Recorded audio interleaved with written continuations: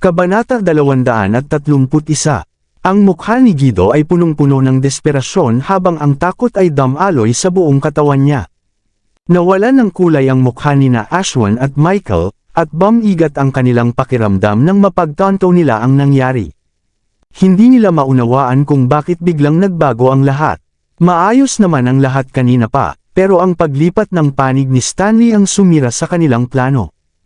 Ang mas malala pa ay kung magdesisyon si Guido na traidorin sila at isiwalat ang kanilang kinalaman kay Iris. "Sino ang nagutos sa iyo na gawin ito?" sabi ni Iris habang lalo pang nagalit nang malaman na may iba pang tao bukod kay Guido na sangkot dito.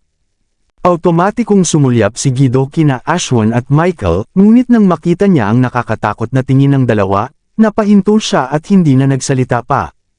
"Sino ito? Bilasan mo.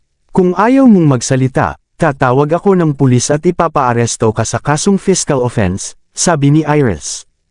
Nanginginig si Guido nang marinig ito. Alam na alam niya ang kapangyarihan ng mga Youngs, at kapag ipinaubaya siya ni Iris sa pulis, wasak ang buhay niya. Nang makita ni Michael na malapit nang bumigay si Guido sa pressure ni Iris, alam niyang wala ng takas. Lumapit siya kay Iris at lumuhod sa harap nito. Siya ang nagutos kay Mr. Boyd na gawin ito, sabi niya.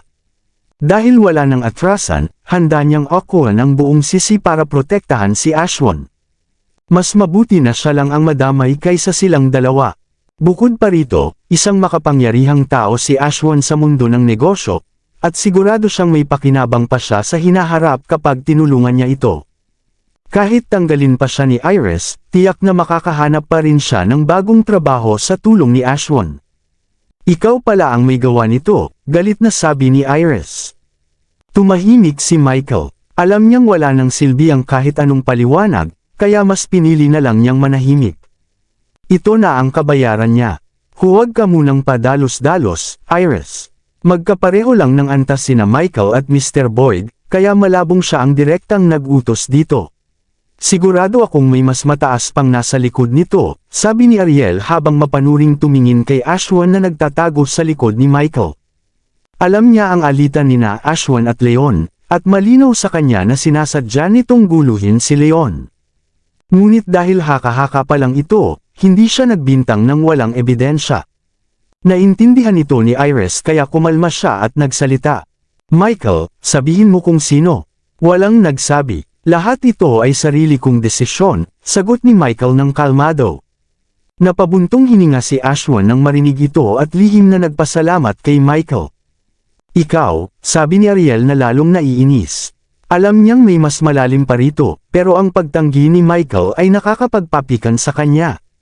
"Bakit mo ito ginawa kay Leon?" tanong ni Iris habang malamig na nakatitig kay Michael. Ang totoo, hinala rin niya ang katulad ni Ariel, ngunit dahil lumalala ang sitwasyon, pinili niyang magtanong na lang ng direkta. Dahil si Leon ay boyfriend ni Ariel. Alam ng lahat sa kumpanya na may gusto ako kay Ariel, at magkakaroon lang ako ng tsansa kung maaalis ko muna ang mga kakompetensya ko. Si Michael ay matalim na tiningnan si Leon habang sinasabi ito. Mariing sinabi ni Ariel na ilang ulit na niyang nilinaw na hindi niya boyfriend si Leon at wala silang kahit anong relasyon kaya mali ang sinasabi ni Michael. Hindi kapani-paniwala ang sinabi ni Michael na si Ariel ang nagpakilala kay Leon sa kumpanya. At dahil doon ay naalis si Conrad kaya wala raw ibang dahilan kundi may relasyon sila at itinuring niya si Ariel na parang tanga. Sinagot ito ni Ariel na walang katotohanan ang mga paratang, at wala siyang kinalaman sa pagpasok ni Leon sa kumpanya, at ang pagtanggal kay Conrad ay desisyon ni Iris, at hindi niya ginawa ang lahat ng iyon para kay Leon, at siya pa ang naging scapegoat kaya kumalat ang maling chismis tungkol sa kanila ni Leon, na nakaapekto sa kanyang reputasyon at matagal na niyang tiniis ito.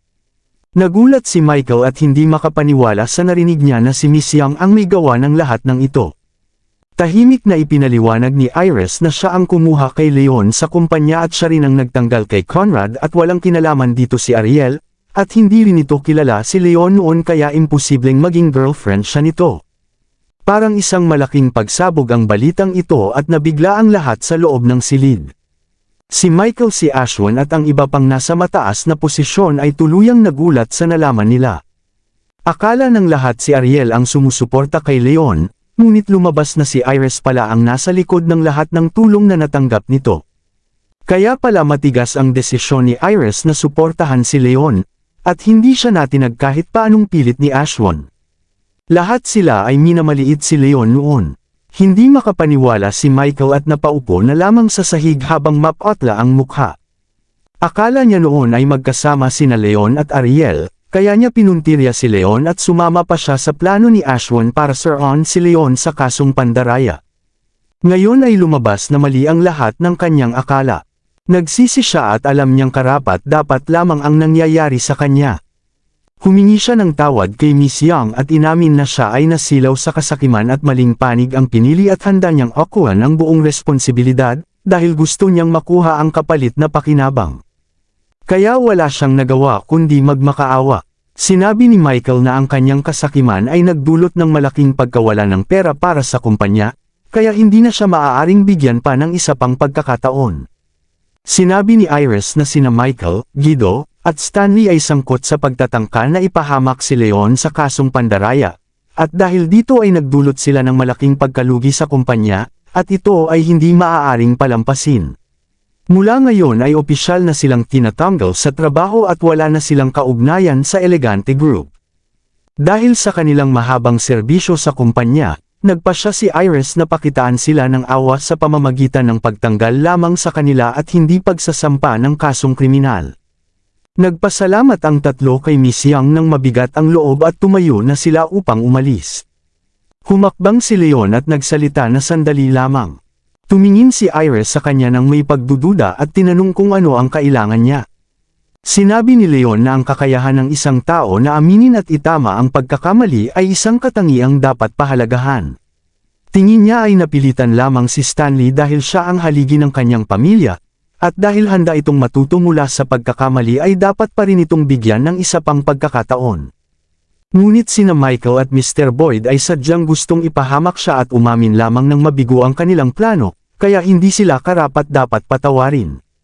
Sinabi ni Iris na halos nasira ang reputasyon at trabaho ni Leon dahil kay Stanley, kaya nagtataka siya kung bakit ito pa ang ipinaglalaban niya. Sumang-ayon si Ariel at sinabing malaking pera ang nawala sa kumpanya dahil dito. Halos $7 milyong na produkto ang nasira at maaari pang umabot sa $70 milyong na kabayaran sa Wick Group, kaya walang saysay ang pagsisisi ni Stanley kung ganoon kalaki ang naging kapalit. Sinabi ni Leon na kilala niya si Elder Wick at maaaring mapakiusapan niya ito na huwag nang humingi ng kabayaran, at handa rin siyang ibigay ang 10% ng kanyang taunang bonus para matakpan ang naging lugi ng kumpanya.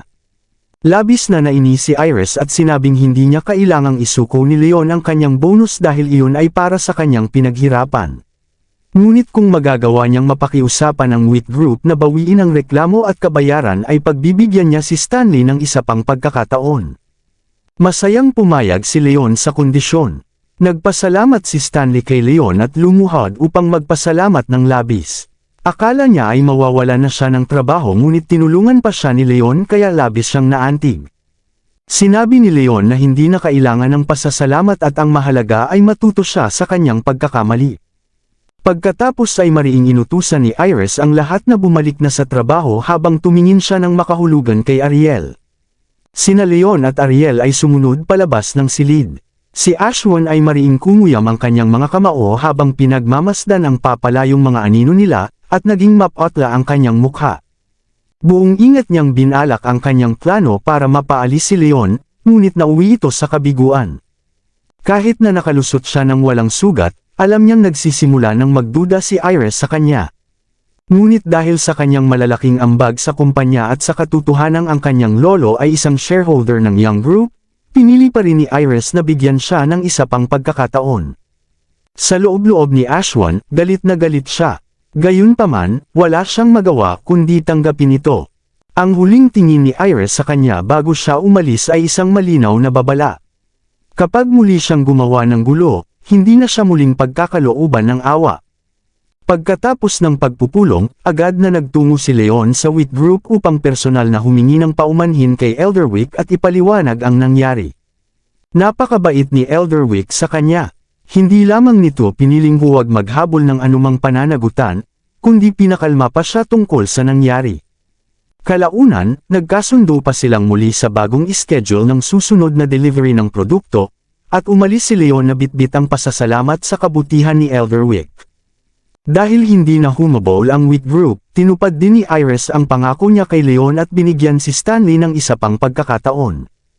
Hindi lamang iyon, dahil natanggal si Mr. Boyd, ipinasa pa ni Iris kay Stanley ang dating trabaho nito. Hindi lamang nakatanggap ng trabaho si Stanley, na-promote pa siya, at lalo siyang naging tapat at grateful kay Leon.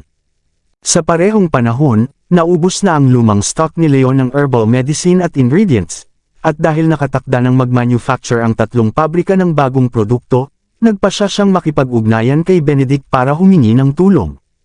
Matapos malaman ang sitwasyon, hindi nagdalawang isip si Benedict na tumulong sa pag-restock ng supplies ng Elegante Group. Ipinasa niya ang kaso kay Leon sa kanyang apo na si Cynthia. Kinahapunan, nagkita sina Leon at Cynthia sa isang hotel para sa business lunch.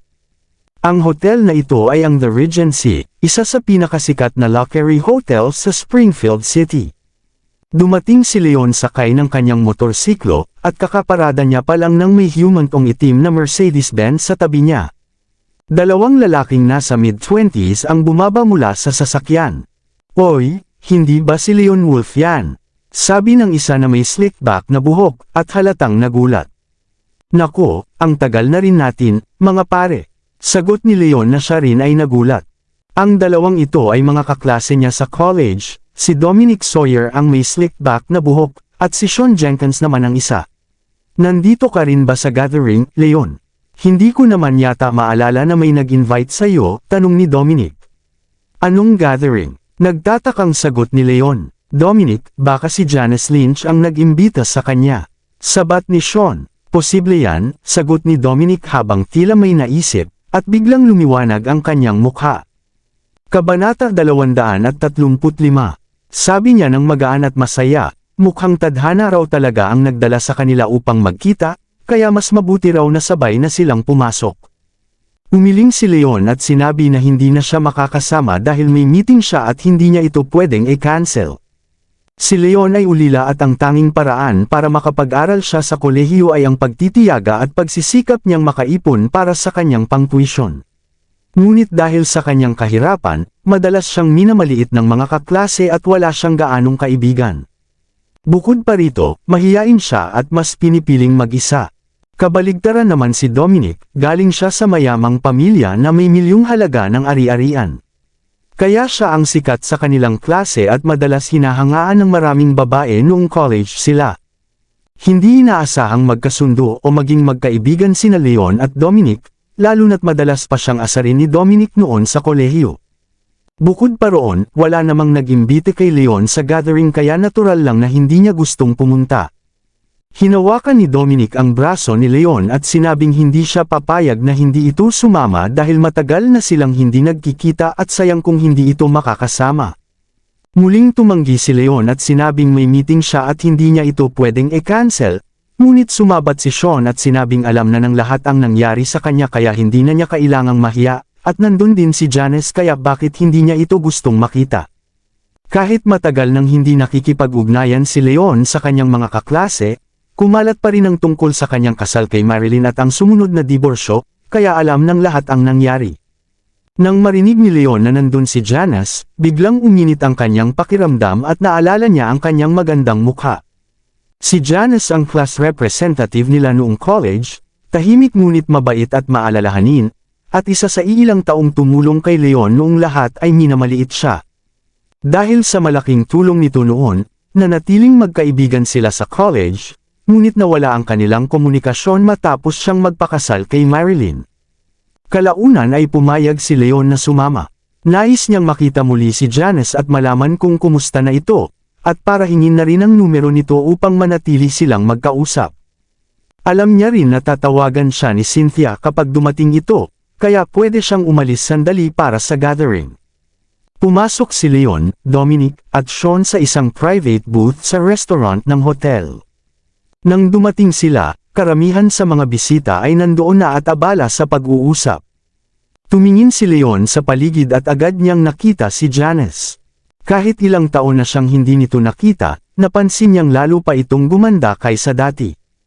Mukhang mas naging confident at maayos na ang kanyang dating kumpara noon. Dom, andito ka na rin sa wakas, sabi ng ilan. Hinintay ka namin, dagdag pa ng iba.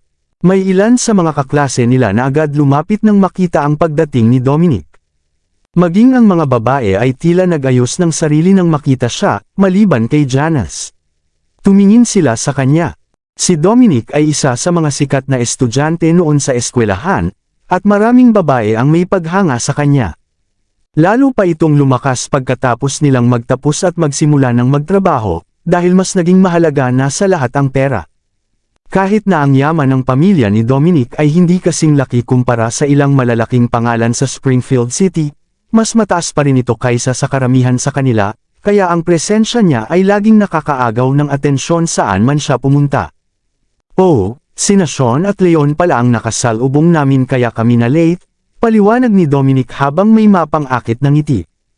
Leon, natigilan ang lahat nang mapansin nila ang lalaking nasa likod ni na Dominic at Sean. Halatang may mga ekspresyon ng pagkasuklam at pangmamaliit ang ilang kaklase niya, maliban kay Janice. Tumingin si Janice kay Leon na may kislap sa mata at binati siya ng may ngiting maganda. Matagal na rin tayong hindi nagkita, sabi niya. Totoo, hindi ko akalaing 3 taon na pala ang lumipas, sagot ni Leon habang hindi niya maiwasang mapabuntong hininga. Sasagot pa sana siya at tatanungin ang contact number ni Janice, ngunit nang maramdaman niya ang mga mapanghusgang tingin ng mga kaklase niya, pinili niyang manahimik at huwag na lang ituloy dahil ayaw niyang mapahiya. Sige, matagal na tayong magkakilala kaya huwag na tayong maging masyadong formal. Umupo na tayo, sabi ni Dominic habang itinuturo ang mga bakanteng upuan. Dominic, ikaw ang nag-organize ng gathering na ito kaya dapat sa headset ka umupo, sabi ni Sean. Alam ni Sean na may gusto si Dominic kay Janice, kaya nang mapansin niyang si Janice ang nakaupo sa headset, agad siyang kumuha ng upuan sa tabi nito at inanyayahan si Dominic na doon umupo. Labis na natuwa si Dominic at sinulyapan si Sean ng may pag-aproba. Hindi lang matalino si Janice noon sa klase, isa rin siya sa pinakamagandang babae sa college. Matagal nang may gusto si Dominic sa kanya mula pa noong college sila, ngunit kahit 2 taon na siyang nanligaw, hindi pa rin niya ito napasagot. Nang magtapos sila at maghiwalay ng landas, napilitan siyang kalimutan ito. Ngunit ngayon na muli silang nagkita matapos ang 3 taon, napansin niyang lalo pa itong gumanda at lihim siyang umasa na mapapansin siya nito sa gathering. Umupo na ang lahat, at si Leon, na alam ang kanyang lugar, ay naupo sa dulo ng mesa. Ngunit ang 2 katabi niya ay agad lumayo ng upuan nang makita siya.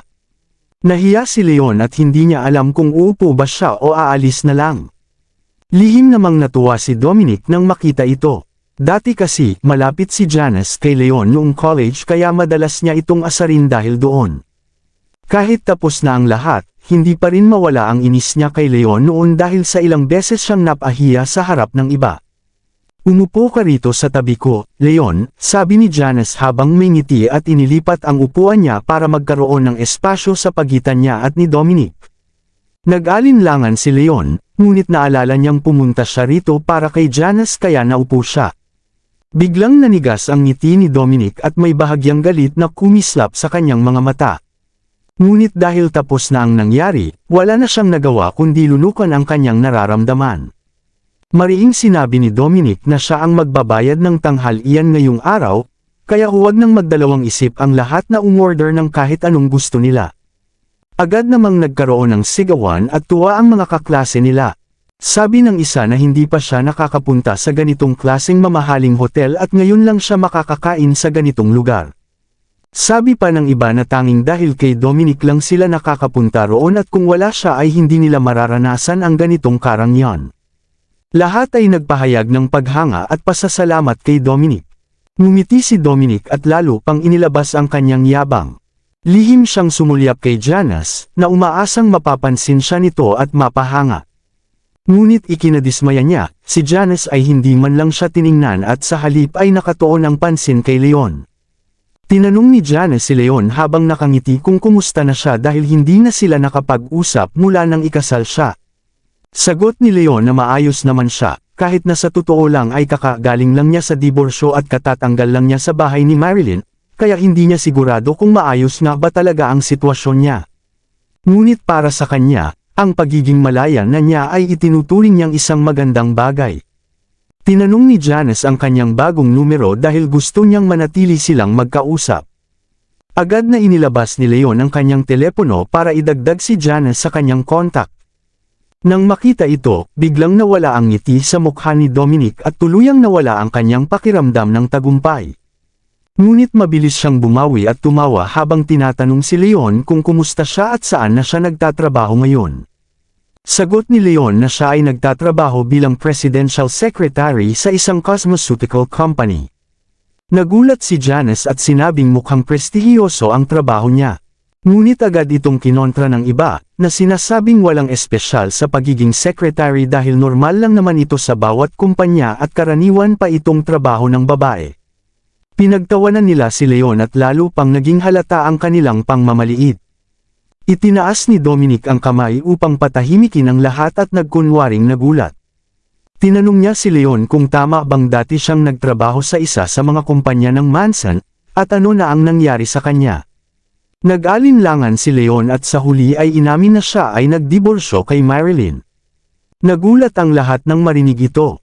Dahil matagal na silang nawala ng kontak kay Leon, karamihan ay hindi alam ang nangyari. May ilan na nagsabi na narinig nila noon na nagpakasal si Leon sa pamilya Manson at kalaunan ay tinrato siya ng masama. Sabi pa nila na niloko siya ng asawa niya at nabuntis ito ng ibang lalaki, at sa huli ay pinalayas siya sa bahay, kaya nagalit sila sa babae at tinawag itong walang hiya.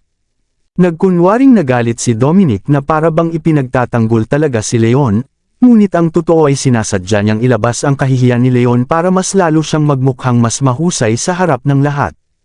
Kaya nga pinilit niyang isama si Leon sa pagtitipon para mapahiya ito sa harap ng lahat. Nagulat ang iba nang marinig ito at sinabing ang asawa ni Leon ay nagloko at nabuntis pa ng ibang lalaki, at nakakatawa raw ito. Sunod-sunod na nagtawanan ang lahat. Noong una ay nagulat sila, ngunit agad din silang napuno ng pangmamaliit at pagtawa, habang tinitingnan si Leon ng may disgusto. Si Janice lang ang hindi tumatawa sa lahat ng iyon. Nakaramdam siya ng awa kay Leon at alam niyang sinasadya siyang pagtripan ng mga kaklase nila kaya sinubukan niya itong pakalmayan. Sabi niya kay Leon na huwag na lang pansinin ang mga sinasabi ng iba. Sagot ni Leon na sanay na siya sa ganitong bagay. Hindi siya tanga para hindi maintindihan na sinadya ni Dominic ang lahat para ipahiya siya. Ngunit nasa punto na siya ng buhay niya na hindi na siya basta-basta maaapektuhan ng ganito. Ang mga taong ito ay dati niyang kaklase lamang, at kahit pa ginagamit ni Dominic ang sitwasyon para magmukhang mas magaling, hindi ibig sabihin ay kailangan niyang bumaba sa ganoong klase ng pag-uugali. Hindi siya ganoong uri ng tao. Labis na humanga si Janice sa kanya dahil sa pagiging mahinahon nito. Noong college, ito rin ang dahilan kung bakit gusto niyang makipagkaibigan kay Leon, dahil hinahangaan niya ang kanyang pasensya at pagiging matino sa pag-iisip. Kahit hindi man ganoon kagaling si Leon sa academics, lagi niya itong nirerespeto dahil sa ugali nito. Nang makita ng iba na hindi naapektuhan si Leon, unti-unting hamupa ang kanilang pagtawa at naging awkward ang katahimikan. Biglang tumunog ang cellphone ni Leon. Tiningnan niya ito at nakita niyang si Cynthia ang tumatawag. Sinabi ni Cynthia na nasa The Regency na siya at tinanong kung nasaan si Leon. Sagot ni Leon na nasa isang booth siya sa restaurant at pupuntahan niya ito agad. Humingi siya ng paumanhin sa lahat at sinabing kailangan na niyang umalis dahil may ibang makikilala siya para sa lunch. Ang tanging dahilan kung bakit siya pumunta ay para makita at makuha ang kontak ni Janice, at ngayong nakuha na niya ito ay wala na siyang dahilan para manatili pa. Nagulat ang lahat at tinanong kung girlfriend ba niya ang katawagan niya. Narinig nila ang boses ng babae sa kabilang linya kaya inakala nila na girlfriend ito ni Leon. May tumawa at sinabing imposible iyon dahil kaka-divorce lang niya at walang babaeng papatol sa kanya agad. Sumang-ayon ang lahat at minamaliit siya lalo. Biglang hinawakan ni Dominic ang braso ni Leon at sinabi na huwag siyang umalis. Sinabi niyang biro lang ang lahat at huwag niya raw masyadong dibdibin. Ang totoo, hindi niya pwedeng hayaang umalis si Leon dahil ang pakay niya ay ipahiya ito sa harap ng lahat. Maraming salamat sa lahat ng sumusubaybay. Please subscribe and follow my YouTube and Facebook channel, Filipino Novel. Maraming salamat po. Sabi ng iba, tama raw si Dominic at biro lang naman ang lahat kaya huwag masyadong dibdibin ni Leon. Dagdag pa ng iba, matagal na silang hindi nagkita kaya sayang kung aalis agad siya. Nagsalita rin si Janice at sinabing huwag muna umalis si Leon dahil gusto niya itong makausap at makabawi sa loob ng 3 taon na hindi sila nagkita. Seryoso si Janice dahil ang tanging dahilan kung bakit siya sumama sa pagtitipon ay umaasang makikita niya si Leon, at ngayong nandito na ito ay ayaw niya itong umalis agad. Humingi ng paumanhin si Leon kay Janice at sinabing kailangan na talaga niyang umalis. Ngunit maaari silang magkita ulit sa mga susunod na araw para mag-usap at siya na ang manliliber. Hindi pa man siya natatapos magsalita ay bumukas na ang pinto at pumasok si Cynthia. Sino siya? Tanong ng lahat na nagulat at napatingin sa magandang babae na pumasok sa silid. Si Cynthia Shear ay kilala sa buong lugar dahil sa kanyang kagandahan, at sa kanyang eleganteng aura at kumpiyansa, para siyang isang makapangyarihang diyosa. Kahit maganda rin si Janice, napapailalim pa rin siya kumpara kay Cynthia, lalo na ang iba pang babae sa mesa. Napahanga ang mga lalaki at hindi napigil ang mamangha sa kanyang ganda. Isa siya sa pinakamagandang babaeng nakita nila. May isang lalaki na nagtanong kung ano ang pakay niya doon at kung naligaw ba siya ng silid. Ngunit hindi pinansin ni Cynthia ang mga ito at dumiretso siya kay Leon. Sinabi niya nang may inis na hinanap niya si Leon at inimbita niya ito para sa lunch ngunit nandito pala ito sa ibang kwarto at tila pinaghintay siya. Nag-awkward na ngumiti si Leon at sinabing nagkataon lang na nakasalubong niya ang kanyang mga kaklase kaya tumigil siya sandali. Nagulat ang lahat dahil si Cynthia pala ay para kay Leon. Akala nila ay excuse lang ni Leon ang meeting para makaalis, ngunit totoo pala ito. Naisip ng lahat kung girlfriend ba ni Leon si Cynthia. Hindi sila makapaniwala. Nagtinginan ang lahat sa isa't isa dahil sa gulat. Lumapit si Dominic at sinubukang magpakilala kay Cynthia na may ngiti at sinabing siya si Dominic Sawyer at nais niyang makilala siya. Kabanata 240. Para kay Dominic, kung iisipin niya, mas lamang si Cynthia kaysa kay Janice sa lahat ng aspeto, kaya kung makukuha niya ang loob ni Cynthia, wala nang dahilan para habulin pa si Janice. Kaya naman, lumapit siya kay Cynthia na may kumpiyansa at sinubukang makipagkilala. Ngunit malamig na tumawa si Cynthia at sinabing, sino ba siya at bakit niya iisipin na gusto niya siyang makilala. Natigilan si Dominic. Sanay siyang mataas ang tingin sa sarili, kaya hindi niya matanggap ang ganitong sagot. Sinabi pa niya ng galit na sino ba talaga si Cynthia at isa lang naman daw itong girlfriend ng walang kwentang lalaki, kaya bakit ang taas ng tingin nito sa sarili? Biglang nagbago ang ekspresyon ni Cynthia at walang babalang sinampal si Dominic. Umalangaw-ngaw ang tunog ng sampal sa buong silid at halos mapa-atres si Dominic sa lakas nito. Nagulat siya at hinawakan ang kanyang pisngi habang hindi makapaniwala. Tinanong niya kung paano siya nasampal ng ganoon. Malamig na sumagot si Cynthia at sinabing, ano naman kung sinampal niya ito? Dahil sa sobrang galit at kahihiyan, akmang sasampalan din ni Dominic si Cynthia, ngunit bago pa niya magawa ito ay sinipa siya ni Cynthia sa dibdib. Bumagsak si Dominic at tumama ang ulo niya sa pader, at nagkaroon ng sugat. Hindi pa doon natapos si Cynthia at muli pa sana siyang lalapitan para saktan si Dominic, ngunit agad siyang pinigilan ni Leon. Sinabi ni Leon na tama na at siya ay kaklase niya noon at hindi naman sinasadya ni Dominic ang kanyang ginawa, kaya huwag na itong palalalain pa. Ngunit imbes na matuwa, lalong nagalit si Dominic. Hinawakan niya ang kanyang noo at nakita ang dugo, kaya lalo siyang nagalit at sinigaw na pinagtulungan siya ng dalawa. Sinabi pa niya na ang pinsan niya ay manager ng hotel at siguradong hindi sila makakalabas ng maayos sa lugar na iyon. Akala pa rin ni Dominic ay magkasama sina Leon at Cynthia kaya iniisip niyang magkakampi ang dalawa. Malamig na tumawa si Cynthia at sinabing gusto niyang makita kung ano ang kaya ng pinsan nito. Kaya agad na tumawag si Dominic gamit ang kanyang cellphone. Nabahala si Leon nang makita ito. Alam niya na mainitan ang ulo ni Cynthia at kung magpapatuloy ito ay si Dominic ang mapapahamak. Kaya balak sana niyang ayusin ang sitwasyon, ngunit huli na ang lahat. Lumapit si Janice at sinabing kailangan na nilang umalis dahil kinakabahan siya sa maaaring mangyari.